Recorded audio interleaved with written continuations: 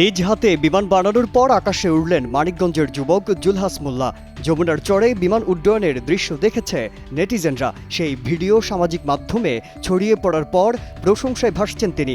ভিডিওটি বিএনপির ভারপ্রাপ্ত চেয়ারম্যান তারেক রহমানের নজরে আসার পর জুলহাস মোল্লার পাশে দাঁড়িয়েছে বিএনপি পরিবার। বুধবার বাংলাদেশ জাতীয়তাবাদী দলের ভেরিফাইড পেজে দেয়া এক বিজ্ঞপ্তিতে এ তথ্য জানানো হয়েছে।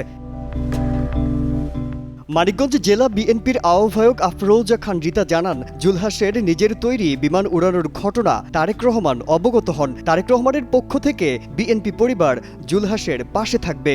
যেন কোনো চিন্তা না করে জুলহাসের আগামী ভবিষ্যতের জন্য যা যা লাগবে আমাদের মাননীয় চেয়ারম্যান মহোদয় সেটা করে দেবেন। মানিকগঞ্জের শিবালয় উপজেলার ষাটগড় তেওতা এলাকার জুলহাস মোল্লার সঙ্গে সাক্ষাৎ করেন আমরা বিএনপি পরিবারের আহ্বায়ক ও বিএনপি মিডিয়া সেলের সদস্য সাংবাদিক আতিকুর রহমান রুমন। এ সময় আতিকুর রহমান রুমন জানান, জনাব তারেক রহমান একটা মানবিক নেতা, জানলে অবাক হবে। গত রাতে 2 থেকে 3 বার ওই জুলহাসের খোঁজ আমার কাছে নিয়েছে, আমি তাকে দিয়েছি এবং ফজরের নামাজের সময় যখন কথা হয় তখন আমাকে বলেছে সশরীরে যাও, উৎসাহ দাও, আমরা ওর জন্য আসি, ও ইনশাল্লাহ একদিন ড্রোন আবিষ্কার করতে পারবে। আলোর পথে নতুন দিশা।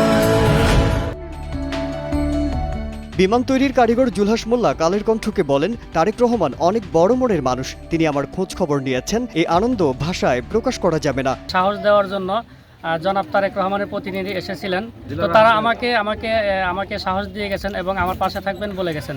তো এজন্য আমি তাদেরকে আমার অন্তর থেকে ধন্যবাদ জানাই।